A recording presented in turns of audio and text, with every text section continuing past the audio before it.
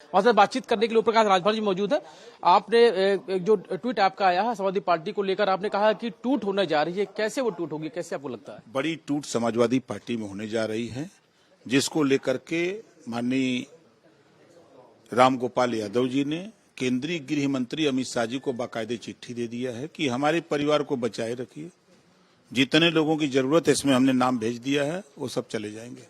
किस तरीके से, क्या घटनाक्रम है, कौन सी? भाई सीबीआई एफआईआर कराई है खनन में, उसमें अखिलेश जी का नाम है, खनन वाले में रामगोपाल जी के बेटे का नाम है, शिवपाल जी का और लोगों का नाम है। ये लोग बचेंगे कैसे?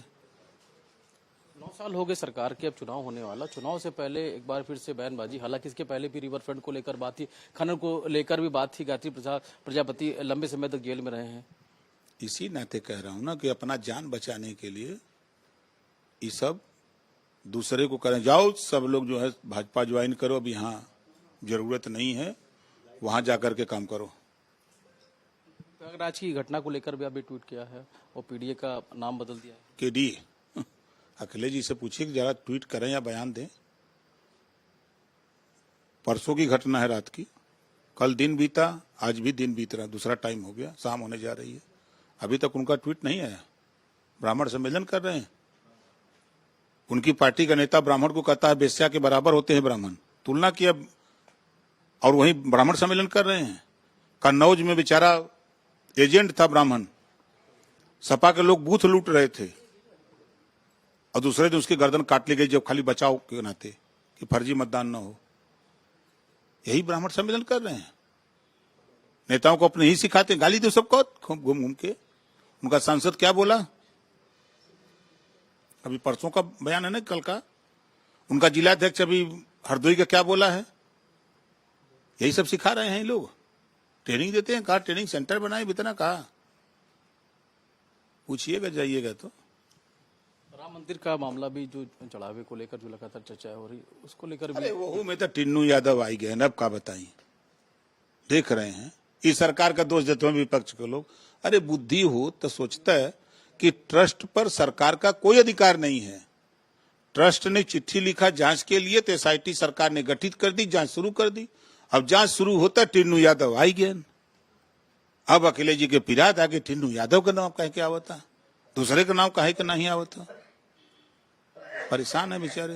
लेकिन आपने जो जिक्र किया है अमित शाह से गृह मंत्री से मुलाकात की है रामगोपाल जी ने, और लेकिन वो तो उनके परिवार के हैं, चाचा हैं, और जिस तरीके से अब चुनाव भी करीब है और इस तरीके की जो बयानबाजी करना है, क्या लगता है क्या चल रहा है? जेल जाई हैं चुनाव के पहले, परिवार अपन जान बचाओ के चक्कर में रतिया के गुलदस्ता लेके अकेले चले जाते हैं योगी बाबा के यहाँ। कम से कम 10 गो फोटो तो हम दिखाई तो हैं। ये लोग जो करत हुए, सोचा ना कि कोई नहीं जाना तो कैमरा लगा लो, कैमरा में फोटो ये घिंचात रहा, जात रहा, भीतर आवत रहा, घिंचात रहा। वो कैमरवा जन तो खींच के दे देला कि नेताजी लीजिए, यही सब देखिए कारनामा है। अगले साल चुनाव होना है, समाजवादी पार्टी तैयारी कर रही है, क्या लगता है क्या तस्वीर होने वाली? 47 तक समाजवादी पार्टी सत्ता में नहीं आने वाली है, तैयारी का है। 47 तक उम्मीद न रखें अखिलेश जी। अब 47 में का हुई का न हुई तो बात का बात है, 47 तक नहीं आना है।